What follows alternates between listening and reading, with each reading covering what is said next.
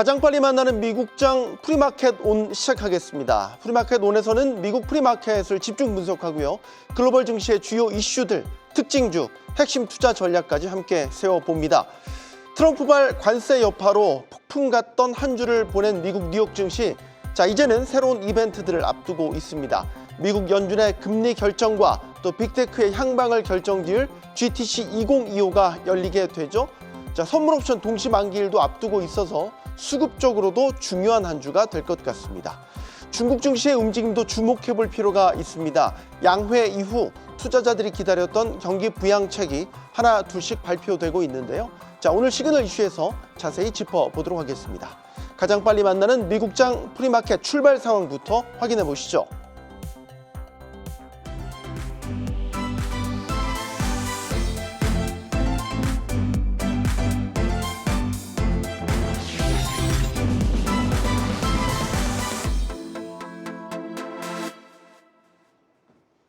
네, 전주 미장 마감에 이은 오늘 프리장 상황 살펴보도록 하겠습니다. 먼저 뉴욕 3대 지수입니다. 한 주 내내 침체 공포에 눌려 있던 미 증시가 금요일 강한 반등으로 상승 마감하였습니다. 지난주 시장 흐름을 보고 있으면 이게 한 주인지 한 달인지 헷갈릴 정도인데요.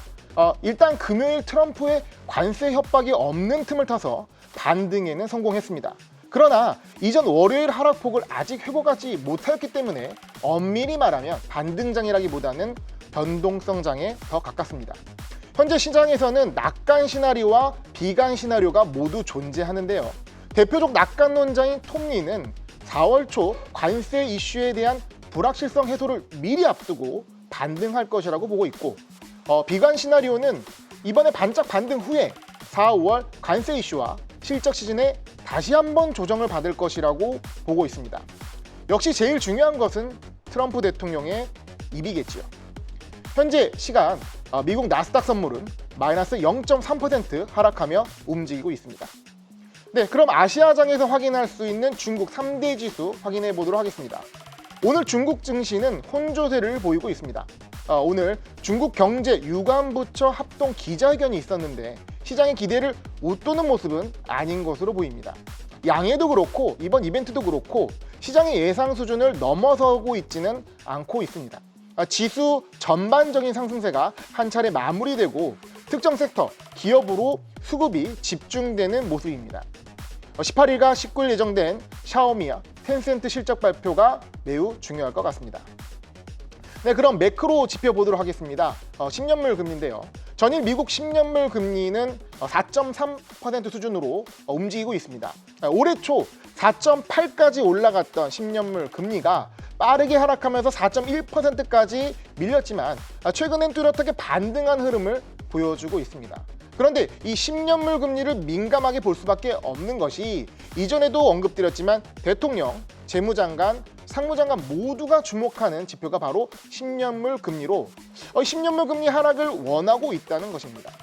옐런 전 재무장관이 찍었던 단기 국채의 상당수가 현재 만기를 앞두고 있는 상황에서 가급적 금리가 떨어지기를 바랄 수밖에 없어 보이는데요. 이 관세 협박을 하고 증시 하락까지 감수하면서까지 경기 침체 우려를 관망하고 있는 미국 상황인데 이 10년물 금리가 오르고 있다? 백악관이 금리를 낮추기 위해서 좀 더 과격한 선택을 할지가 우려되고 있습니다. 네, 금 가격도 보도록 하겠습니다. 금 가격이 다시 오르기 시작했습니다. 온스당 3,000달러를 돌파해서 신고가를 갱신하였는데요. 금 가격의 상승 요인은 다양합니다. 관세 이슈에 대한 불확실성을 대비하기도 하고 인플레이션을 해치하기 위해서 매수하기도 합니다. 최근에는 중앙은행들의 금 매수세가 상당히 두드러지는데요. 한동안 지수 조정에 잠잠했던 금 가격이 다시금 랠리를 펼치고 있는 것이 눈에 띕니다. 대부분의 분석가들은 이제 금 가격이 장기적인 상승 압력을 받고 있다고 하는데 상승세가 어디에서 멈출지 지켜봐야 할 것 같습니다. 네, 마켓맵을 통해서 한번 보도록 하겠습니다. 혹자는 이 모습이 잔디밭처럼 보인다고 하고요. 이 초록색이 투자자의 심리적 안정을 상당히 주고 있다는 얘기도 합니다. 오랜만에 전 섹터가 고르게 상승하는 모습을 보여주었는데요. 지난주에 있었던 반등과 좀 다르게 전 업종이 상승하는 모습은 금요일 반등 자체가 개별 종목 차원이 아닌 지수 차원의 반등세였다는 것을 우리가 확인할 수가 있을 것 같습니다. 이날 반등장에서 가장 두드러진 모습을 보인 건 기존 주도주의자 8%가 넘는 상승을 보인 팔란티어였고요. 그리고 가장 크게 상승한 테마는 GTC를 앞둔 양자 컴퓨팅 테마였습니다. 네, 오늘장 관전 포인트 3가지를 준비했는데요. 첫 번째 살펴보도록 하겠습니다. 첫 번째 살펴볼 포인트는 유가입니다. 올해 초까지만 해도 강하게 반등하던 유가는 트럼프 대통령 취임 이후 빠르게 하락하고 있는데요. 트럼프 대통령이 미국의 물가를 잡기 위해 무엇보다도 적극적인 것이 유가를 떨어뜨리는 것입니다. 일단 중동 사태라든가 러우 전쟁 휴전 협정에 강력하게 개입하면서 유가의 주요 상승 요인이라 할 수 있는 공급 충격을 해소시키고 있습니다.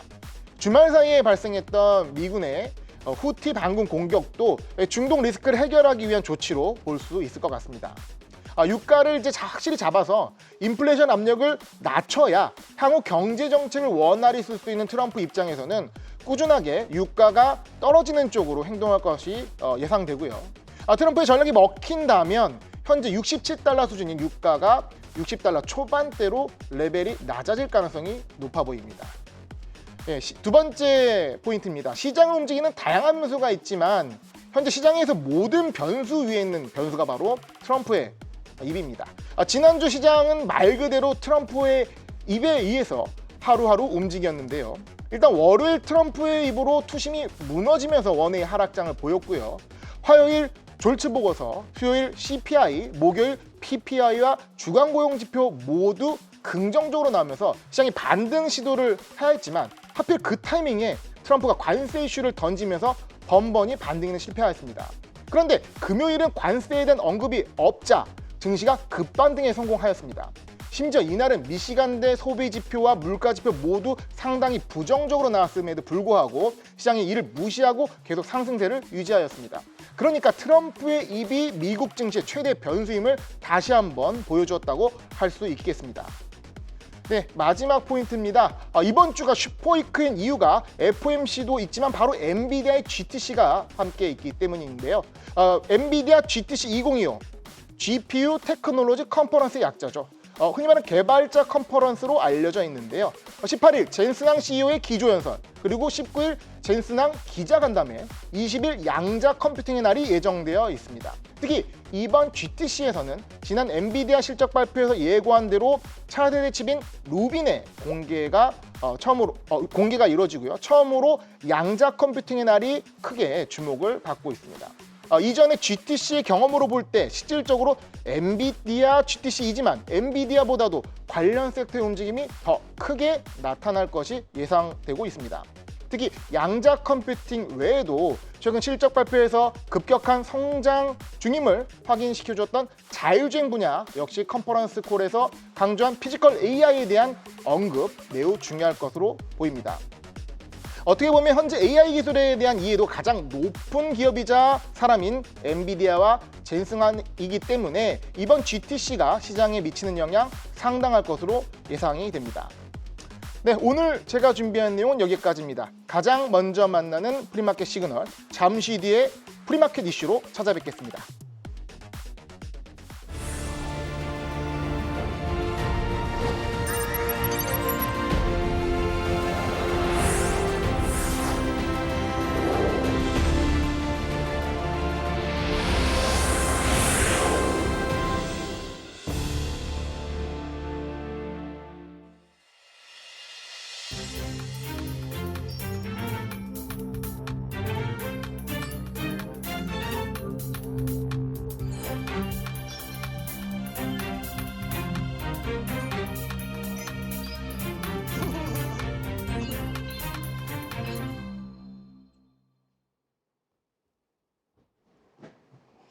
네, 프리마켓 이슈로 넘어가 보도록 하겠습니다. 지금 프리마켓 시장 잠깐 짚고 가겠습니다.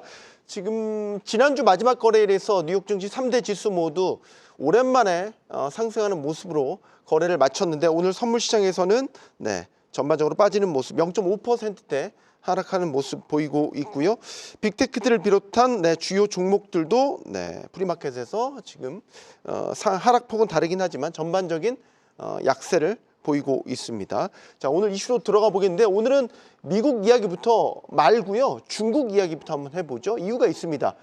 중국 양회 이후에 어떤 경기 부양책이 나오나 상당히 궁금했었는데 일단은 소비 진작책이 하나가 나왔습니다. 네. 말이 복잡하긴 하지만 어쨌든 소비 진작과 관련된 특별 성명이 나왔고 여기에 30개 소비 진작책이 포함이 됐다.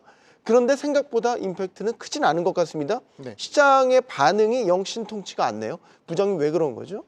네, 뭐 양해도 그렇고 오늘 있었던 이벤트도 그렇고 시장의 예상을 상회하는 서프라이즈를 보여주지 못하고 있기 때문인데요. 하지만 그렇다고 해서 증시가 모멘텀을 잃거나 하락하는 모습은 아닌 것 같습니다. 실제 딥시크 발표 이후에 테크 업종 위주의 상승세를 이제 중국 증시가 보여주었는데 네. 양해를 기점으로 좀 추가적으로 더 한번 상승을 하고 현재까지 이어지고 있는 상황이거든요. 제가 조사해 보니까 중국 증시 상장된 기업이 한 5천 개가 되는데 지난 24년 9월 24일 대책, 굉장히 중요했던 대책이었는데 이 대책 이후 신고가 경신 종목이 현재 700개가 넘는 상황이고요. 연초 기준으로는 329개나 되는 상황입니다. 그리고 신고가 종목 중에 시총이 100억 원 이하인 그러면 중소형주로 분류되는 기업이 171개가 되어 있고요. 네. 이 중에 상당수가 테크 기업으로 구분이 됩니다. 그리고 아시겠지만 홍콩의 항생 테크 비중이 높은 대형주 위주로 강세를 보였지만 본토는 이게 아니라 중소형주 위주로 상승세를 보였다는 것도 우리가 확인할 수가 있습니다. 그래서 부양책은 예상대로 나와서 임팩트가 낮았지만 이 이관신 정책을 통한 내수 회복과 혁신 기술을 통한 적극적인 지원책을 내놓으면서 시장의 기대감은 지속적으로 유지하고 있다고 봐야 할 것 같습니다. 네, 정확한 이름이 이렇습니다. 소비진흥 특별행동 방안이라는 소비 진작과 관련된 정책이 나온 것이고요. 소득 주도 소비를 골자로 한 30개 대책이 나왔습니다. 자, 지금 중국이 주목받고 있는 것은 사실 중국의 테크 기업들이 되겠죠. 지금 중국의 테크 기업들의 최근 퍼포먼스를 보면 제조기술 부분에 있어서 상당히 기술력이 올라왔다라는 게 여러 제품이나 혹은 뭐 기술 이런 국제 대회를 통해서 확인이 되고 있지 않습니까? 네. 얼마 전에 김홍근 부장님 중국 직접 다녀오셨잖아요. 네, 상해에 다녔습니다. 상당히 그런 부분들을 확인할 수 있는 시간이었나요? 어땠습니까? 눈으로 확인해서 실망한 부분도 있지만 놀란 부분이 좀 많았는데요. 대표적으로 제가 확인하고 싶었던 거는 샤오미 주가가 왜 이렇게 올라갈까? 과연 샤오미의 그 차가 많이 팔린다고 하는데 어느 정도의 수준일까가 궁금했고요. 네. 근데 사실 매장을 갔을 때 샤오미 차량에 대한 만듦새나 이런 거는 원래 자동차를 만든 기업이 아니다 보니까 조금 아쉬운 점은 있었습니다. 내부적인 부분이나 외부적인 이제 부분을 봤을 때 물론 자율주행을 하진 않았습니다. 하지만 샤오미 외에 기존의 전기차를 영위했던 회사라든가 아니면 화웨이 그리고 지리 자동차의 전기차는 만듦새가 상당한 수준이었고 네. 차량도 고가 차량이 매우 고급스러운 느낌을 주었던 것이 좀 인상 깊었습니다. 네, 사실 이 중국 테크 기업들의 향배는 반도체 섹터에도 상당한 영향을 미칩니다. 이지한 대표님, 네. 예를 들어서 지금 중국의 엔비디아 칩이 공급되고 있는 건 H20으로 알려져 있잖아요. 특히 또 H20은 삼성전자가 중국 향은 만들고 있다 이렇게 알려져 있고 최근에 중국 테크 기업들이 이 H20 칩을 대거 사들이면서 뭐 수량이 부족하다 뭐 이런 이야기도 나오고 있어요. 일부 이제 그 H20에 대한 선구매가 상당히 많이 있었던 걸로 예상이 되고 있고 또 하나는 최근에 이제 HBM을 자체적으로 어느 정도 만들 수 있다는 얘기까지도 최근에 나오고 있습니다.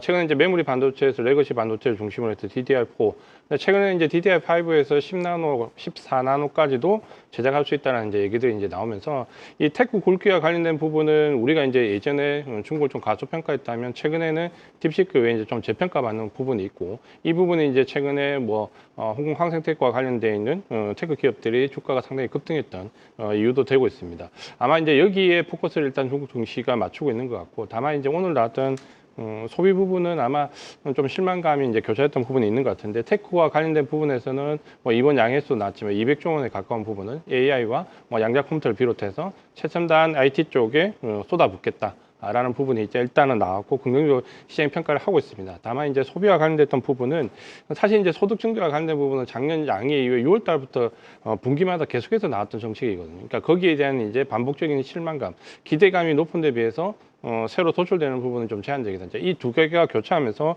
중국 증시가 사실 판단하기 어려운 이제 구간에 좀 들어가고 있습니다. 네. 결론적으로는 아마 이제 이런 부분들이 증시 변동성이 조금은 야기될 수 있는 구간에 들어왔다 이렇게 보시면 될 것 같습니다. 네. 자, 중국에 대한 제조 기술이 얼마나 올라갔나. 화제가 됐던 영상도 있잖아요. 중국 그 기업이 만든 로봇인데 뭐 720도로 회전하면서 진짜 사람이 막 그 춤을 추는 것처럼 막 이런 양상, 이런 모습들을 보여주면서 아, 중국의 제조 기술이 상당히 올라왔구나. 이것과 관련돼서 최근에 또 주목받고 있는 게 AI인데 그냥 AI가 아니라 피지컬 AI라는 거죠. 뭐 자동차, 로봇 이런 것들에 녹여내서 우리가 물리적으로 볼 수 있는 피지컬 AI. 중국의 수준은 어느 정도로 올라와 있다 이렇게 볼 수 있겠습니까?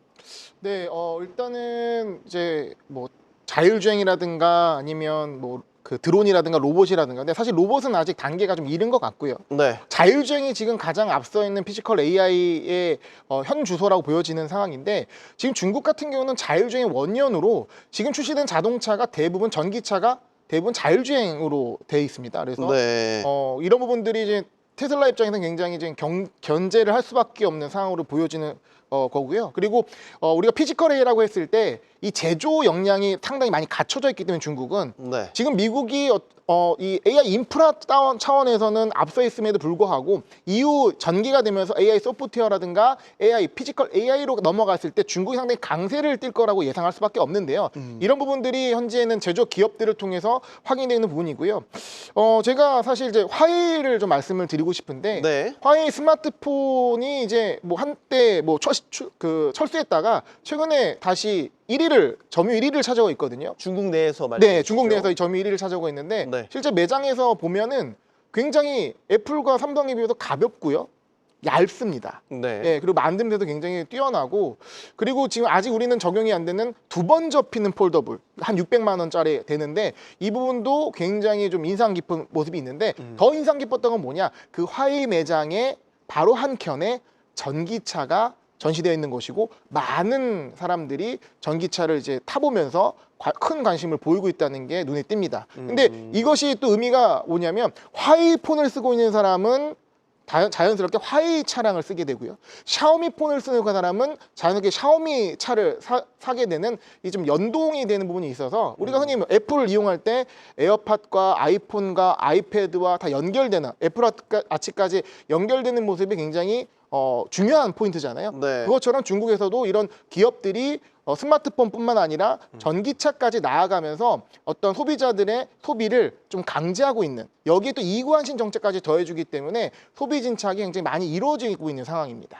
스마트 글라스 같은 예를 들어 새로운 폼팩터의 개발에도 좀 중국이 열을 올리고 있다 이런 소식도 있더라고요. 네, 제가 현지에서 관련 기업들을 만나봤을 때 네. 지금 물밑에서 굉장히 준비하고 있는 부분이 이제 AI 글라스 쪽입니다. 그래서 AI 글라스를 이제 스마트폰을 대체하는, 좀 시간이 걸리더라도 새로운 폼팩터로 보고 있고, 그 안에 들어가는 뭐 다양한 뭐 칩이라든가, 그러니까 연산 칩도 있지만 센서, 그리고 뭐 이제 음성 인식 칩이라든가 이런 부분들이 다양하게 들어가기 때문에 이것이 스마트워치 다음에 새로운 폼팩터로서 기능할 수 있겠구나. 그리고 이것이 중국에서 약간 저가로 나왔을 경우 어떤 시장을 좀 선도하는, 그러니까 미국보다 좀 먼저 어떤 상용화를 좀 이루는 모습이 그쪽에서 좀 기대하고 있는 것이 아닌가 예상을 하게 되었습니다. 결국 화웨이는 트럼프 집권 1기 때 가장 타겟이 돼서 제재를 받았던 기업인데, 결과적으로 지금 놀라운 뭐 예를 들어 혁신의 모습을 보여주고 있다면, 결국 역설적으로 미국의 이런 제재가 중국의 기술 발전을 이뤘다. 네.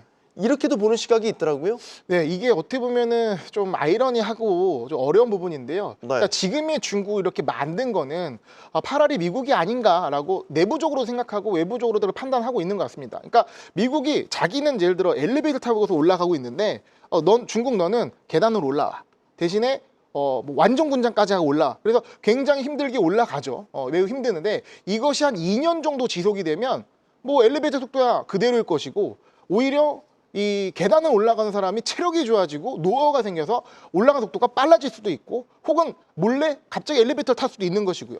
근데 2년이 지나고 나서 봤을 때 이 사람의 어떤 체력 증진이나 노하우 증진은 과연 누가 유도를 한 걸까 생각해 보면 미국이 만든 거 아닌가. 지금 이런 어려운 시기가 한 1, 2년 지속되면서 네. 중국 기업들의 기술 발전이라든가 이런 체력은 상당히 올라와 있음을 확인할 수가 있었습니다. 네, 뭐 저희가 중국의 어떤 혁신 역량이나 이런 것들을 너무 과대평가할 필요도 없지만 너무 또 과소평가할 필요도 없고 정확하게 보고 여기에 따른 투자 전략을 세우는 게 중요할 것 같다라는 생각을 하게 됩니다. 자, 미국 증시로 넘어가 보도록 하죠. 이지한 대표님, 이번 주에 그 파생상품 동시 만기도 있죠. 이번 주에 그럼 미국 증시는 수급적으로 좀 변동성이 커질 수 있는 한 주가 되겠다. 이렇게 전망하십니까? 일단 이제 변동성이 커질 수 있고요. 그게 이제 그 중요한 부분이 지난주 금요일이었습니다. 그러니까 미국은 파생상품 선물 옵션 만기일이 평균가를 계산으로 주 5일간 계산하기 때문에 우리는 만기 날이 중요하지만 사실 미국은 만기 전주 금요일 종가가 상당히 중요합니다. 그게 이제 기준가가 되고 그 가격을 기준으로 이제 평균 설정되는데 지난주 금요일 날 엔비디아와 마이크론 테크놀로지가 급등하는 모습을 보여줬고 수요일 이후에 마이크론 테크놀로지와 엔비디아가 14, 5% 가까이 급등하는 모습을 보여줬습니다. 그러니까 이 부분은 물론 이제 바닥론에 가까웠던 그 금요일 날 대두론이 됐기도 했지만 크게 보면 엔비디아 같은 경우는 작년 6월 달 고점을 형성한 이후에 사실 이제 파생상품 특히 풋옵션과 연관되어 있는 주가 변동성이 굉장히 커져갔습니다. 그러니까 헤지 펀드들이 풋옵션을 사고 파는 과정에 따라서 네. 주가가 들썩거렸는데 이번 같은 경우는 아마 지난주에 상당량의 엔비디아와 연관되어 있는 풋옵션이 청산된 걸로 보이고 거기에 따라서 일단 수급이 하방쪽으로 몰려 있는 부분이 일단 어느 정도 중립으로 돌아섰다라고 좀 판단이 되고 이런 전체적인 반도체에서의 선물 옵션과 연관되어 있는 수급의 변화가 어떻게 보면 오늘 우리 삼성전자와도 일부 연관이 되어 있다라고 좀 보여집니다. 그래서 전체적으로는 일단 선물 옵션 만기에 들어가는 기준가 형성 지난주 금요일 시기에 수급이 어느 정도 돌아섰다라는 부분은 시장이 굉장히 긍정적으로 받아들일 수 있고 아마 이제 이번 주는 선물 옵션 만기에 원래는 변동성이 좀 제한됩니다. 그러니까 RAB가 제한되는데 만약에 제한되는 가운데 수급이 어느 정도 일정하게만 유지가 되면 그동안 그 조정을 크게 받았던 AI 모멘텀을 받는 반도체와 전력기기는 이번 선물 옵션 만기를 기점으로 해서 바닥을 다지는 확인할 수 있는 기회가 될 수 있다는 점에서 아마 이번 수급을 이번 주는 좀 한 주간 굉장히 유심히 봐야 될 필요가 있다. 이렇게 말씀을 드리겠습니다. 네, 자 지난주에는 사실 트럼프발 관세 전쟁의 우려로 경기 침체 공포가 미국장을 좀 지배했던 한 주였습니다. 더더욱이 이 매크로 지표에 대한 변화에 좀 민감하게 반응을 하는 시점인데 지난주에는 이제 CPI 또 생산자 물가지수 PPI가 발표가 됐었고 이번 주에는 소매 판매 지수 공개를 앞두고 있네요. 이것도 좀 중요하게 봐야 되겠죠, 이지한 대표님? 아마 이제 주 초반에 오늘 그 발표된 소매 판매가 증시 변동성을 좀 야기할 가능성이 좀 높습니다. 그러니까 최근에 이제 그 발표되는 그 지표의 경향을 보면 우리가 금리 인상 시기에는 인플레이션 관련된 지표들이 상당히 증시 변동성을 유발했지만 최근에 금리 인하 시기에는 오히려 경기, 소매 판매, 그러니까 소비 심리 지수, 그러니까 결국은 소비와 관련되어 있는 쪽에서의 지표가 증시 영향력이 좀 더 커졌습니다. 그렇게 보면 오늘 발표되는 소매 판매가 어느 정도 수준에서 나오느냐에 따라서 미국 증시 변동성이 좀 달라질 수 있고요. 아마 이제 우리가 연말 연초에 들어오면 최근에 이제 소매 판매 지표는 연말에 굉장히 강성으로 갔다가 연초에 일부 계절적 효과처럼 꺾이는 모습을 보였다가 2월 이후에 이제 다시 회복하는 모습을 반복적으로 보였거든요. 네. 그렇게 보면 크게 나쁠 것 같지는 않다라고 보여지고 그렇게 본다면 증시에는 오늘 발표되는 지표가 긍정적으로 영향을 끼칠 수 있다라는 관점에서 계속해서 지금 미국 증시 바닥론에 일단 힘을 얻어가는 형국이다. 이렇게 말씀을 드리겠습니다. 네. 만약 미국 여러 매크로 지표 중에 소비가 꺾이는 모습을 보인다면 이건 투심에도 상당한 영향을 줄 수 있겠다라는 생각이 드는군요.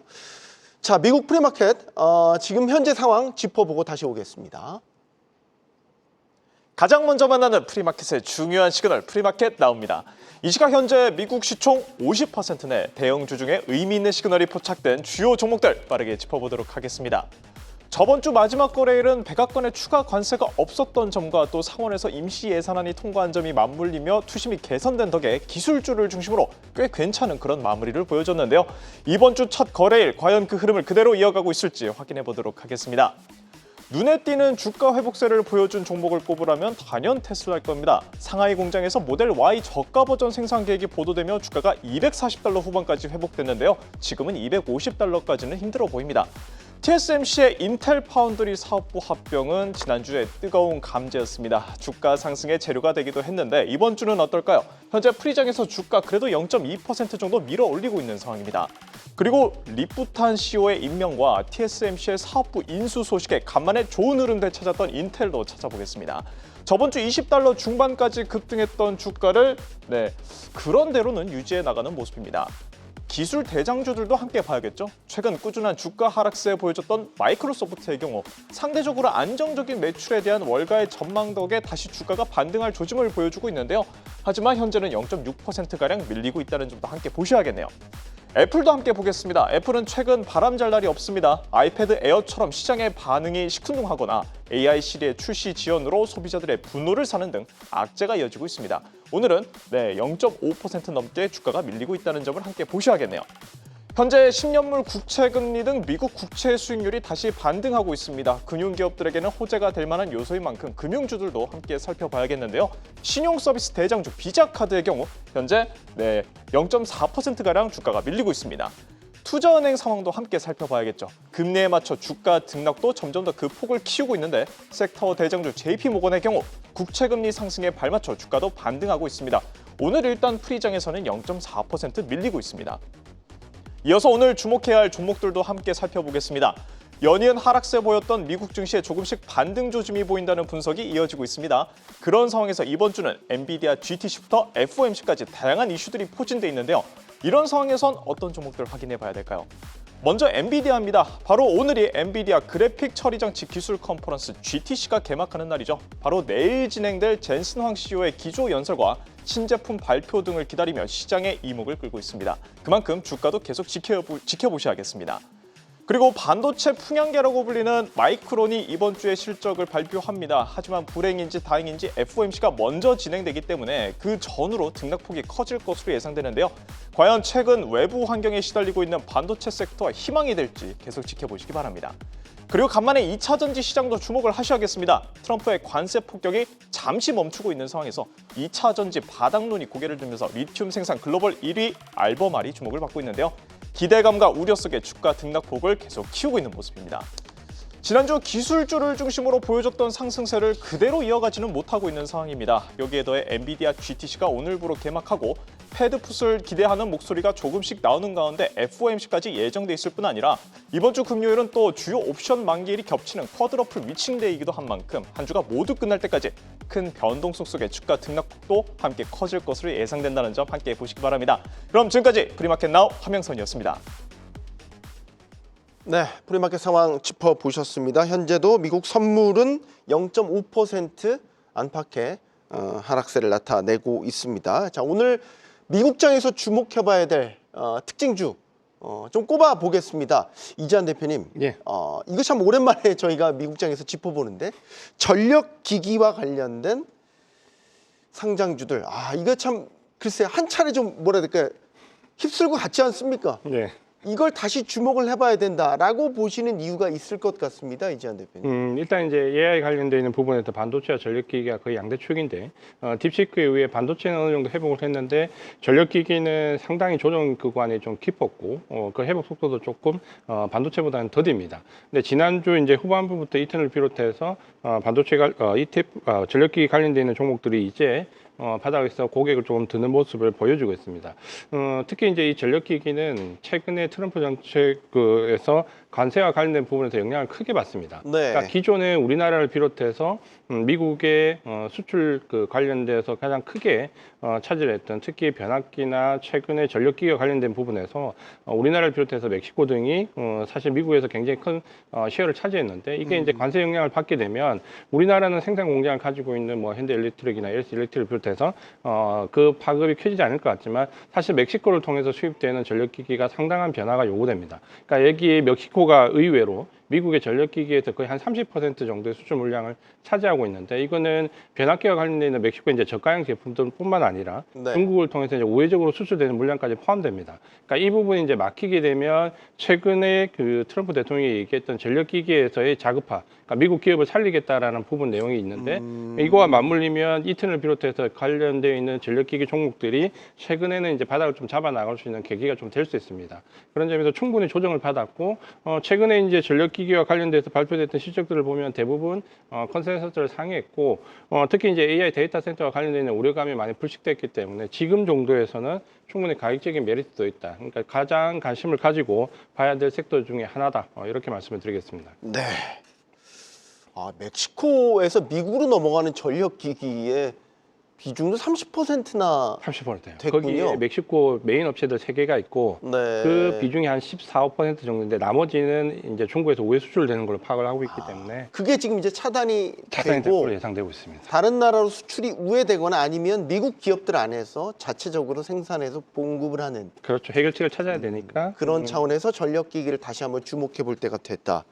상당히 흥미로운 관전 포인트였습니다. 김호균 부장님은 더 흥미롭습니다. 양자 컴퓨팅 테마에 대해서 오늘 이야기를 하시겠다.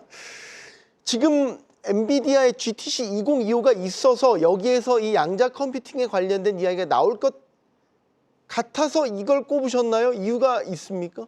예, 사실 뭐 종목이라보다는 저 섹터를 갖고 왔는데 상당히 부담스러운 섹터죠. 그렇죠. 자체가 부담스럽습니다. 자체가. 네. 예. 그래서 물어보는 거예요. 네, 일단은 금요일 아까도 제가 그 브리핑 때 말씀드렸지만 금요일 날 가장 많이 움직였던 섹터가 양자 컴퓨팅이기도 하고요. 근데 이유를 봤더니 GTC에 대한 기대감도 있었지만 최근 관련 기업의 실적이 예상치를 상회했던 부분이 좀 주요했거든요. 네. 그래서 저는 이제 이 양자 컴퓨팅 데이에서 어떻게 보면은 향후 이게 굉장히 좀 이게 양자 컴퓨팅을 이해하는 사람이 많지가 않지 않습니까? 확실히. 그러면 여기서 뭔가 좀 윤곽이 잡힐 것 같다라는 어떤 시장의 기대감이 작용하는 것 같습니다. 지난번 젠슨 황이 양자 컴퓨팅에 대해서 몇십 년 후에는 상용화 될 것이다 라고 얘기해서 양자 컴퓨팅 업계 사람들한테 되게 욕을 먹었던 맞습니다. 기억이 네. 나기는 합니다. 상장 폐지까지 만들었죠. 네. 자, 양자 컴퓨팅 관련 기업이 어쨌든 지금 관건은 상용화가 언제 될 거냐. 상용화 되면 실제로 어떻게 쓰일 거냐. 이런 부분들이 되게 관심이 많은데 실적 역시 좀 챙겨봐야 될 부분이다. 라고 네. 말씀을 해주셨어요. 지금 이 양자 컴퓨팅 부분에서 좀 두드러지게 실적을 내고 있는 곳이 있습니까? 일단은 이제 의미 있는 실적들을 좀 보이고 시장에서 반응을 하고 있는데요. 일단은 양자 컴퓨팅 자체에서 보면 이게 어떻게 보면 변동성이 상당히 심하고 우리가 흔히 변동성은 난이도라고 표현을 합니다. 그래서 일반적으로 투자자분들이 굉장히 좀 화끈하고 좋긴 하겠으나 네. 유의가 상당히 필요한 섹터라는 말씀을 드리겠고요.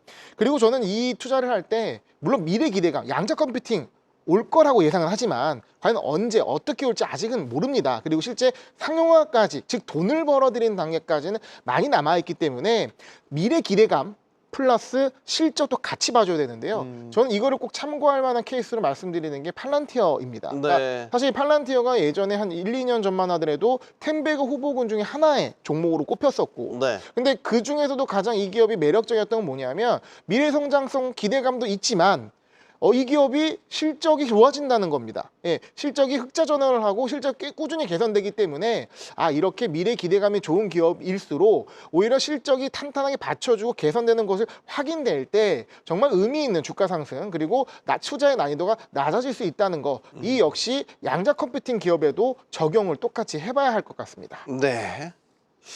최근에 미국 내 배터리 기업들에 대한 모멘텀도 조금씩 돌아오는 모양새입니다. 일단 니켈 값이라든지 리튬 가격이 다시 슬금슬금 움직이면서 이 배터리 기업들에 대한 전반적으로 호재로 작용할 가능성이 높다.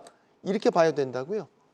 일단 높다가 아니고 높을까라는 이제 물음표를 드렸는데 일단 리튬 가격이 지금 이제 반등을 하고 있고 이번 1분기에 처음으로 이제 지난 분기보다 가격이 좀 높아졌습니다. 기본적으로 근데 원자재 가격이 좀 올라야지 배터리 기업들도 그렇죠. 네, 좋은 거 아닌가요? 네, 킬로그램당 466달러까지 갔다 최근에는 이제 뭐 78달러 이렇게까지 내려와 있기 때문에 상당히 어려운데 우리가 작년 이제 2024년 2분기 때 반짝 그 리튬 가격이 상승한 이후로 사실 리튬 가격은 그동안 계속 내리막길이었거든요. 근데 최근에 이제 이번 1분기가 작년 4분기보다는 리튬 가격이 좀 올랐는데 이거는 이제 니켈도 마찬가지고 최근에 이제 텅스텐 다 마찬가지입니다. 그러니까 최근에 이걸 두고 어느 정도 이제 2차전지 소재 리튬과 관련된 기업들 바닥이지 않을까라고 하는 이제 심리가 좀 나오고 있습니다. 그러니까 지난주에 알버말도 계속 계속해서 하락하다가 이제 하반 경직성을 좀 다지는 모습이 좀 보였고 네. 다만 이제 지금 현재 원자재 가격 상승은 어떻게 보면 관세와 관련되어 있는 부분에서 선침해하려는 움직임도 상당히 있거든요. 그러다 보니까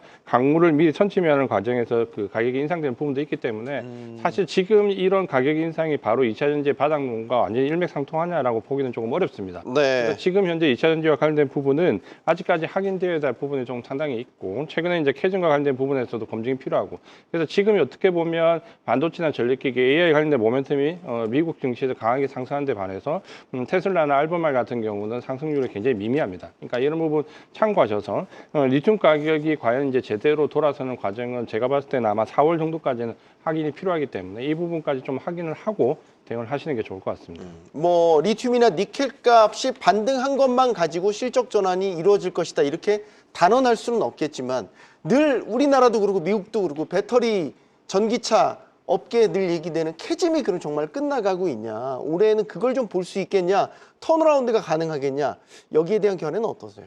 저는 이제 사실 캐즘보다는 중국과의 경쟁이 더 중요하다고 보고 있고 우리가 이제 계속 강조를 드렸지만 사실 미국이나 중국 시장을 왜곡된 시장을 제외하고 우리가 객관적으로 볼 수 있는 유럽 시장을 놓고 우리나라 배터리 업체들의 양상을 보면 상당히 어렵죠. 지금 이제 LG 에너지 솔루션이 유럽에서 80% 넘는 점유율을 기록하다가 최근에는 절반 이하로 내려앉았고 오히려 CATL과 바이두를 합치면 60% 넘는 점유율이 이제 올라섰죠. 그렇게 본다면 사실 캐즘이나 리튬 가격 인상도 2차 전지 산업에서 가장 중요하지만 지금은 중국 업체와의 경쟁에서 과연 우리가 점유율을 확대할 수 있느냐 혹은 최근에 IRA 법안이 만약에 폐지가 된다라고 하면 네. 오히려 경쟁력이 더 살아날 수 있느냐 여부에서는 조금 더 신중한 과정 그리고 우리가 이제 3월 말에 공매도가 재개되잖아요. 그러면 이제 이런 부분들까지 같이 생각을 하셔서 좀 신중하게 보수적으로 아직까지는 접근하시는 게 좋겠다 이렇게 말씀을 드리겠습니다. 알겠습니다. 자, 김홍규 부장님 오늘장 프리마켓 이후 체크 포인트 짚어주시죠. 네, 오늘 프리장 이후 체크 포인트 살펴보도록 하겠습니다. 일단은 엔비디아 GTC 개막일입니다. 주목하셔야 할 것 같고요. 경제 지표 일정 보시게 되면 9시 30분에 미국 3월 엠파이어 스테이트 제조업 지수 네. 그리고 이어서 미국 2월 소매 판매 이 두 개를 좀 중요하게 보셔야 할 것 같습니다. 그리고 기업 실적 발표 일정도 한 5개 정도 기업 리스트를 가져왔는데 네. 실제로는 이제 뭐 투자자들에게 뭐 많이 아는 종목들은 아닙니다. 그래서 좀 가볍게 일단은 넘어갈 수 있는 기업 실적 발표 일정입니다. 미국 1월 기업 재고 같은 경우는 저는 좀 눈여겨 보여지는 게 네. 트럼프발 관세 전쟁이 본격적으로 시작되는 걸 두려워한 기업들이 선제적으로 이제 재고를 최대한 많이 확보를 해두자. 네. 가격 오르기 전에 쌀 때 사두자. 네. 그 마인드였잖아요. 그러니까 뭐 자기가 생산하는 재고뿐만 아니라 특히 지금 최근에 그 GDP 성장률이 줄어드는 거는 네. 무역 수지가 어마어마하게 지금 악화되고 있는 부분이 수입을 엄청 땡겨온 거거든요. 1분기 때 관세 전에 땡겨오면서 그런 부분들이 실제 구매자 지수에도 나타나고 있고 이 기업 재고에도 영향을 미칠 것으로 보여집니다. 알겠습니다. 자, 시그널 특징주 하나증권 김호균 부장, IS 이지환 대표와 함께했습니다. 고맙습니다.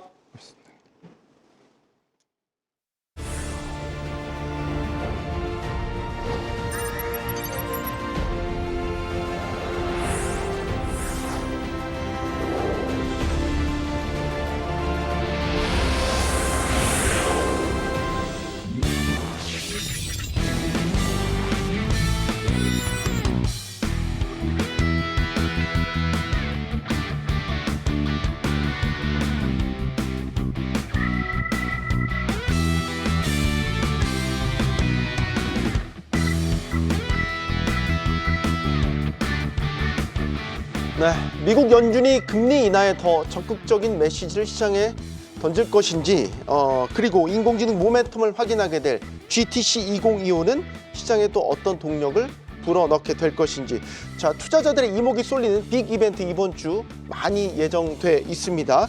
경기 침체 공포에 시달렸던 뉴욕 증시가 이번 주에 이런 빅 이벤트들을 소화하면서 과연 반등의 포인트를 마련할 수 있을까요? 자, 더 프리미어 강관우 대표 모시고 자세한 이야기 들어보도록 하겠습니다. 안녕하십니까? 안녕하십니까. 지난주 금요일에 오랜만에 뉴욕 증시 3대 지수가 다 오르는 모습을 보였고 네. 부진하고 좀 침체 일로였던 M7도 오랜만에 좀 활발하게 좀 움직이는 모습을 보였습니다. 일단 콕 집어볼 건 마이크론 같은 경우도 꽤나 높은 상승세를 기록했더라고요. 그랬죠. 마이크론도 뭐 많이 내려왔던 주식 중에 하나인데 네. 뭐 M7은 아니지만은 네. 우리 시장도 볼 때도 마이크론을 좀 많이 보잖아요. 근데 제가 볼 때는 최근에 빅테크들 가운데에서도 마이크론 주가가 아주 선두권에 있는 것 같다. 그래서 제 눈에 먼저 띄었습니다. 그래서 마이크론을 꼭 여러분들도 보셔야 된다. 이렇게 지금 말씀을 드리고 싶어요. 다른 것들 우리가 미국 주식들 얘기할 때 다들 뭐 고평가됐다, 고평가됐다 우리가 이런 얘기들 많이 하지 않습니까? 네. 그런데 그 중에서 가장 저평가된 게 마이크론 테크놀로지거든요. 그래서 제 눈에는 마이크론이 항상 이제 안중에 있었는데 지난 몇십 년간 이렇게 쭉 볼 때 이렇게 먼저 치고 나가는 경우가 많지가 않았었는데 네. 요번에 주가를 보니까 요번에 주가가 폭락할 때도 덜 폭락했고 올라갈 때 먼저 지금 뽑고 올라가는 이런 느낌이 좀 있어요. 그래서 제가 볼 때는 좀 주목을 하실 필요가 있다. 지금 선행 PER로 제가 숫자를 이렇게 보니까 한 뭐 14배 이 정도밖에 안 나오는 거예요. 굉장히 낮네요. 네. 굉장히 낮죠. 미국의 빅테크들이 최근까지만 해도 30대 중반에 있었거든요. 네. 근데 좀 많이 내려와서 주가들이 뭐 한 20% 30% 떨어진 것들이 많잖아요. 그래서 뭐 금요일에 좀 올랐습니다만은 그래도 여기는 뭐 12배 정도까지 갔다가 지금 14배로 겨우 올라온 거예요. 그러니까 상대적으로 볼 때 엄청 저평가되어 있다. 이렇게 이제 얘기를 하는 거고 금년도에 봤을 때 영업이익 증가율이 상당합니다. 영업이익 증가율이 다른 데들은 뭐 예를 들어서 뭐 30%다, 50%다, 뭐 이 중간에서 움직인다고 하면은 네. 마이크론 같은 경우는 그 정도 두 자릿수가 아니고 5배가 천년 대비해 가지고 뛰는 25년 지금 예상 오. 컨센서스거든요. 뭐가 그렇게 동력이 되는 거죠? HBM이죠. HBM에 본격적으로 비중이 네. 많아지니까 영업이익률이 엄청나게 좋아지는 거예요. 매출도 뛰지만. 그리고 내년에도 추가로 영업이익이 한 50% 이렇게 뛰는 이 그림을 보여주고 있어요. 네. 컨센서스 기준으로. 그러니까 제가 볼 때는 야 이거 밸류에이션도 싸고 성장 모멘텀 상당히 좋은 거 아니겠느냐. 그런 것들이 지금 주가에 슬슬 지금 들어오고 있는 것 같다. 이런 생각이고 최근에 보면은 마이크론이 우리나라 SK 하이닉스랑 그 사업구조 비슷하거든요. 네. 마이크론이 좋아지는 쪽이 뭐 크게 보면은 듀램하고 낸드잖아요. 근데 디램 쪽도 DDR5 가격이 조금씩 돌아선다는 얘기가 있고 네. 낸드 쪽도 샌디스크가 가격 뭐 인상 통보했다는 이런 얘기가 있잖아요. 그리고 HBM 비중이 점점 커지는 게 맞고 그리고 미국 기업들이 뭐 우리나라 SK 하이닉스도 있겠습니다만은 뭐 마이크론을 밀어주는 그런 측면도 있다고 봐요. 그래서 물량도 좀 더 늘어날 수 있다. 그렇게 볼 때는 마이크론이 금년에 뭐 핫한 주식 중에 하나가 되지 않을까 이렇게 개인적으로 보고 있어요. 그래서 네. 여러 가지로 봤을 때 좀 올라갈 그 공산이 큰데 이제 실적들이 나오잖아요. 실적들이 나오는데 기본적으로 expectation 그러니까 기대감은 그렇게 크지는 않은 것 같아요. 그러니까 어느 정도 먼저 주가도 내려와 있고 네. 기대감도 좀 없는 상태에서 좀 괜찮게 실적이 나오면은 오히려 지금 상승 탄력이 있을 수도 있겠다 이렇게 좀 개인적으로 보고 있어요. 그래서 마이크론 여러분들이 꼭 그 워치리스트의 상단에 좀 올려주시면 어떨까 이렇게 보고 있습니다. 네. 상당히 저평가 매력이라는 측면에서 보면 M7보다 훨 낫다라는 생각이 듭니다. 네. 정반대의 이야기를 한번 해볼까요? 상대적으로 매우 고평가돼 있다라고 얘기가 돌던 테슬라 같은 경우는 그동안 지독하게 좀 부진했었는데 뭐 주가는 좀 상세로 마감을 하긴 했지만 여전히 이제 마음 한켠에 불편함과 의구심을 갖고 계속 보게 됩니다. 일단은 지금 트럼프 행정부의 숨은 1등 공신에서 많이 적으로 표적이 되고 있기도 하고요. 이에 따라서 테슬라 주가도 많이 부침을 겪고 있는 양상인데 지금 테슬라의 상황은 어떻게 판단하십니까? 트럼프도 그렇고 일론 머스크도 그렇고 입을 좀 닫으면은 주가가 좀 네. 좋고 경제도 좀 괜찮을 것 같은데 시장도 뭐 트럼프가 입을 닫으니까 지난 금요일날 좀 올랐다는 얘기들이 있잖아요. 네. 근데 하여튼간 지금 조금 안 좋은 느낌들의 이제 여론 형성이 많이 되고 있는 것 같다 이런 얘기고 정치적인 발언도 좀 많고 또 정부에 들어가 가지고 여러 가지 마찰들이 있으니까 그게 오히려 반감으로 지금 되돌아오고 있거든요. 그리고 경영자 쪽을 강조를 해야 될 판에 지금 정부 가서 이제 정부 효율부 가서 이렇게 자꾸 노이즈를 만들어내니까 주주로서는 별로 안 좋은 거예요. 네. 근데 경영자로서는 사실은 모델도 조금 더 화끈한 거 아니면 더 소비자들의 눈을 확 띄울 수 있는 거 이런 거 해야 되는데 새로운 모델이 없다는 게 아주 치명적인 단점인 중국에서 뭐 거잖아요. 신모델 나온다고 하는데 그냥 저가 모델로 들어가는 거잖아요. 가격도 20%를 이렇게 낮춰서 간다. 원가 물론 이제 20% 내려가겠죠. 네. 그러면 마진이 어떨까요? 좋아질까요? 저가 모델로 가는데 마진이 좋아질 리가 없잖아요. 그리고 최근에 여러 가지 발언 이런 것 때문에 독일에서도 보세요. 마켓 그 점유율이 계속적으로 떨어지잖아요. 그것도 많이.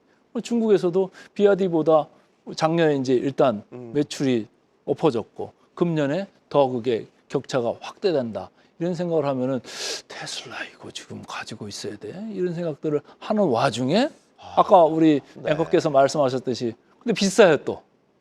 그러니까 야 이거 데드캣 바운스야 뭐야 이런 생각을 하시는 분들이 좀 많이 있을 것 같다. 근데 저는 아까는 마이크론 테크놀로지를 조금 좋은 입장에서 이렇게 말씀을 드렸는데 이 테슬라 같은 경우는 지금 밸류에이션이 최근에 많이 떨어졌잖아요. 네. 주가도 엄청나게 내려왔으니까. 그래서 지금 최근에 상승세를 저가 매수의 매력이 부각되면서 투자자들이 좀 들어온 거다라고 보기는 하는데 그럼에도 불구하고 최근에 이렇게 주가가 많이 떨어졌음에도 불구하고 포워드 PER로 보면은 시장보다 4-5배가 아직도 높아요. 여전히 높다. 네. 그래서 전기차 하나만 가지고는 이 테슬라를 그 주가를 설명할 수는 없다. 그럼 앞으로 공개될 예를 들어서 6월에 로보택시라든지 뭐 여러 가지가 있죠. 네.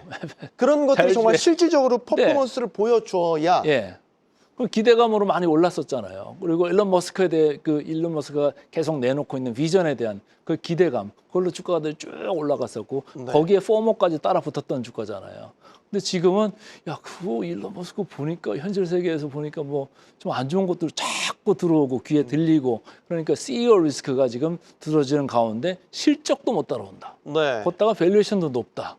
그럼 최근에 많이 떨어진 거에 대해서 지난 금요일 날 반등이 있었습니다만은 오늘 좀 봐야 되겠죠. 오늘 이제 그 아마 선물 시장에서는 어떻게 반응하고 있는지 지금 프리마켓에서는 네, 2% 가까이 빠지고 있습니다. 그래서 제가 볼 때는 조금 저는 부정적으로 좀 시장에서 여론이 형성되고 있고 밸류에이션조차도 이거를 백업 그러니까 지지해 줄 수 없는 밸류에이션 지금 선상에 놓여 있다. 그래서 최근에 증권사들 일부에서는 목표 주가도 많이 꺾어 내리고 있잖아요. 네. 그래서 그런 이유가 다 이것저것 감안을 하면은 현 주가에서도 더 하방으로 좀 볼 필요가 있는 거 아니겠느냐 이렇게 개인적으로 보고 있습니다. 근데 우리 국내 서학개미들이 가장 많이 담고 있는 또 종목이 테슬라니까 그래도 테슬라는 근데 이제 테슬라 관련해서 문제가 또 있는 게 뭐냐면 여기 또 2X, 3X 뭐 이런 거 있잖아요. 네, 또 레버리지 상품까지도 많이 들고 계시기 때문에 그런 거는 청산당할 가능성도 좀 있거든요. 혹시라도 밑으로 너무 세게 가면 네. 그런 리스크가 있을 수가 있다. 일단 보수적 관점에서 네. 지금 테슬라를 보고 계신다라는 말씀을 주셨고 팔란티어 얘기를 좀 해볼까요? 팔란티어도 주가가 워낙 뜨거웠다가 쉽게 말해서 미 국방부 예산이 감축될 것이다라는 계획이 발표되니까 여기에 또 된소리를 맞았다가 또 회복을 했습니다. 이거는 뭘까요? 아직 AI에 대한 전반적인 모멘텀이 아직 살아있다? 여기에 대한 힘이 작용하는 것이다 이렇게 보십니까? 팔란티어도 주가 보면 뭐 엄청나게 올랐었잖아요. 대단한 변동성이죠. 네. 대단하죠. 지금 내 화면에 딱 네. 차트상으로 나오지 않습니까? 근데 이제 밸류에이션도 봐도 여기도 여전히 높아요. 아까 뭐 테슬라 높다고 그랬는데 팔란티어는 훨씬 더 높습니다. 네. 여기는 진짜 세 자릿수예요. 그러니까 상당히 높은데 그나마 이제 여기는 좋아지는 모멘텀은 있죠. 왜냐면은 작년까지만 해도 영업이익률이 한 11% 정도밖에 안 나왔는데 금년에는 이제 이게 30-40%대로 개선이 되거든요. 그러니까 그런 모멘텀은 충분히 있어요. 그리고 AI 모멘텀도 여전히 살아있고 그런데 여긴 또 단점이 좀 있죠. 뭡니까? 너무 정부에 기대는 아. 게 많아요. 그런 정책의 방향에 따라서 네. 너무 민간 좌지우지되겠군요. 쪽으로 조금 이게 매출처를 다양화하고 확대를 해놨으면은 그거에서 조금 쿠션이 있을 텐데 정부가 국방 예산을 뭐 줄이네, 많네 이러면은 거기에서 왔다 갔다 하고 AI 관련주라는 것들이 좀 이게 변동성이 심하잖아요. 네. 그러니까 이게 또 고평가된 회사이기 때문에 변동성이 상당히 심하다. 그러니까 여러분들이 이게 단거리에 능하시고 모멘텀을 잘 쫓아다니시는 분은 뭐 이런 그 팔란티어 같은 거를 뭐 선호하실 수도 있는데 좀 사가지고 오랫동안 지켜보실 분들은 조금 적합하지 않은 그런 종목이 아니겠느냐 이렇게 개인적으로 보고 있어요. AI 기업 중에서도 다 같은 건 아니고 조금 눈여겨보아야 될 것. 의료 AI 대장주인 템퍼스 AI. 이건 좀 눈여겨보자라는 말씀을 주셨어요. 저는 뭐 템퍼스 AI를 눈여겨보자라는 게 아니고 이것 또한 가격이 급등을 했잖아요. 급반등을 했어요. 네. 근데 여기도 마찬가지예요. 엄청나게 떨어졌잖아요. 추락하는 것은 날개가 없다. 있었어요. 하루는 있었는데 앞으로는 그럼 어떻게 될 거냐. 아까 말씀드린 팔란티어는 그나마 25년에 영업 마진이 되게 좋아진다고 그랬잖아요. 네. 근데 이 템퍼스 AI는 25년조차도 적자가 예상되고 있어요. 물론 26년에 이제 흑자 전환하는 그림들을 그리고는 있는데 템퍼스 AI도 여전히 그 돈을 수익화를 못하고 있다. 이렇게 이제 보시면은 이게 고평가된 주식들은 상당히 변동성이 클 수밖에 없잖아요. 네. 그러니까 그런 점은 많이 감안을 하셔가지고 매매에 임하시면 좋을 것 같습니다. 네. 자, 앞서도 저희가 여러 번 전해드렸지만 GTC 2025 분명 빅 이벤트입니다. 작년 GTC를 생각하면 뭐 지금 화제가 되고 있는 엔비디아의 최신 칩, 차기 칩이죠. 블랙웰에 대한 소개가 있었고, 아 그럼 올해는 뭘 꺼내 놓을까? 이 젠슨 황이 또 이 블랙 자켓 입고 나와서 무슨 이야기를 할까? 그래도 뭐 타이밍은 나쁘지는 않은 것 같아요. 왜냐하면 작년에 보면 블랙웰 그 이벤트가 있었잖아요. 네, 근데 딱 하면서 어떻게 됐어요? 다 셀론으로 갖다 들이붓잖아요. 맞아요. 근데 이번에는 그러지 않을 셀은 것 할 게 없이 많이 떨어져 있으니까. 네, 미리 네. 떨어져 있기 때문에 그렇지는 않을 것 같다 이런 얘기고, 그다음에 이번에 엔비디아 뭐 어떻게 나오는지는 좀 지켜봐야 되겠습니다만은 루빈에 대한 기대감도 이제 형성이 되겠지만은 네. 하반기에 나오는 또 블랙웰 울트라 이거에 대해서도 이제 기대감이 있을 수 있는데 지금 컨센서스로 잡혀 있는 금년의 EPS 증가율은 50%가 넘는 증가율을 지금 보고 있어요. 네. 그리고 밸류에이션도 선행 PER로 봤을 때 27배밖에 안 돼요. 그러니까 최근에 한 33배, 4배 여기까지 넘나들었던 그 밸류에이션인데 쭉 빠졌어요. 여기도 네. 많이 밀렸었잖아요. 근데 올라오는 게 아까 말씀드린 뭐 팔란티어나 템퍼스 AI 같이 조금 이렇게 올라가는, 야 이건 데드캣 바운스 아니냐 이런 느낌이 있는데, 이렇게 AI 관련된 대장주격인 엔비디아 같은 경우는 아 이게 의미 있는 반등인 것 같다. 바닥권에 왔구나. 저 같으면 좀 넣겠어요. 왜? 그 AI 관련주 중에서 금년에 이익 늘어나는 모멘텀이 뭐 강력한 그 회사 중에 하나입니다. 그래서 저는 아까 말씀드린 뭐 마이크론이나 지금 말씀드리는 이런 엔비디아나 이런 것들은 꼭 와치리스트 상단에 여러분들이 꼭 넣으시면 좋을 것 같습니다. 우리 입장에서는 사실 젠슨 황의 입에서 삼성전자의 예를 들어 그 콜이라든지 정말로 이 HBM에 대한 공식 양산, 납품 여기에 대한 메시지도 하나 있지 않을까? 있으면 참 좋겠죠. 라는 기대를 또 하게 되긴 네, 하는데 립 서비스를 뭐 할 수도 있고 옛날도 한 번 립 서비스 했잖아요. 근데 립 서비스 말고요. 진짜 립 서비스 진짜로 말고요. 근데 이제 오늘 같은 경우에 우리 시장 보면 삼성전자가 급하게 지금 반등을 했잖아요. 오늘 5%대 강세였죠. 그게 뭔가 있을 것 같은 생각이 안 드세요? 하이닉스는 그렇지는 않았거든요. 그러니까 네. 거기에 힌트를 뭐 내부자들이나 아니면 정보에 빠른 사람들은 먼저 움직이지 않았겠느냐. 오늘 움직인 거는 외국인이 움직였습니다. 그 점을 좀 말씀을 드리고 싶네요. 알겠습니다. 마지막 질문 드려야 될 것 같은데 또 이번 주에 미국 연준 FOMC 예정돼 있습니다. 이번 연준이 관심이 가는 건 연준의 태도가 바뀔까라는 부분이에요. 금리 인하에 조금 더 마음을 열까. 상당히 좀 마음이 좁혀졌던 것 같은데 최근에 돌아가는 상황이 다시 한번 금리 인하에 대해서 좀 보폭을 더 크게 해야 되는 이런 아직까지는 시점인 뭐 신중 모드인 것 같아요. 아직까지는요. 네, 아직까지는 wait and see. 좀 점도표 두고 보자. 변화나 이런 게 좀 없을까요? 점도표 변화도 약간 있을 수는 있어요. 왜냐하면 최근에 좀 변화되는 양상이 있잖아요. 미국 그 GDP 추정치가 2.1%대에서 지금 1.8%대로 조금 내려가는 이런 점, 한 0.3%포인트 내려가는 반면에 지금 미국의 물가 전망은 오히려 한 0.4에서 0.5%포인트 올라가는 이런 느낌으로 나니까 야, 이거 스태그플레이션 가는 거 아니야? 이런 생각들을 하잖아요. 네. 그러면 GDP 성장률하고 지금 물가 인플레이션 그 율이 한 0.9에서 1.0%포인트 정도로 확대가 되거든요. 네. 그러면 어떻게 해야 될까요? 경기를 좀 살릴 필요가 있는 거잖아요. 그러면 야 금리 인하 가능성이 이제까지 두 번 정도로 점도표에 이제 나타났었는데 네. 이게 좀 더 빨라지고 많아지는 거 아니야? 이런 생각들을 할 수가 있는 거잖아요. 거기에 대해서 파월 입에서 얼마나 기자회견할 때 힌트를 잘 주느냐 이렇게 좀 해야 되는데 아직까지 시장에서 그거에 대한 기대감은 크게 형성되어 있지는 않다. 그런 거에서는 이제 파월 풋을 기대할 수도 있는 기대감이 형성될 수 있고 여기 만약에 그걸 조금이라도 언질이 나온다고 하면은 시장은 좋게 반응할 거예요. 왜? 이미 먼저 떨어져 있잖아요. 네. 근데 어쨌든 이 페드 쪽에서는 지금부터는 더 악화되는 것보다는 좋은 뉴스가 아니면 좋은 시장의 리액션이 나올 가능성이 크다. 이런 생각이에요. 트럼프는 입을 좀 가만히 닫고 있으면은 시장에 도움이 될 거고 네. 계속 떠들면은 좀 안 좋을 건데 관세 관련돼서 뭐 얘기는 이미 많이 나왔잖아요. 그리고 4월 2일부터 이제 시작이 된다고 하면은 시장에 어느 정도 반영된 거 아니겠느냐. 그래서 지금 그 페드에서 보는 거는 단기적으로 뭐 그 인플레이션율이 지금 4.9%까지 올라갔다는 그런 데이터가 최근에 나왔잖아요. 그거에도 불구하고 장기적으로 인플레이션, 시장에서 바라보는 인플레이션 수준이 어느 거냐 거기에 이제 초점을 맞출 거는 같은데 일단은 이번에는 네. 그 신중 모드로 지나갈 것 같습니다. 알겠습니다. 자, 지금 이 시간 미국 선물 0.5% 이상 조금 낙폭을 확대하는 모습 보이고 있습니다. 프리마켓온 오늘 순서 여기까지입니다. 시청해주신 여러분 고맙습니다.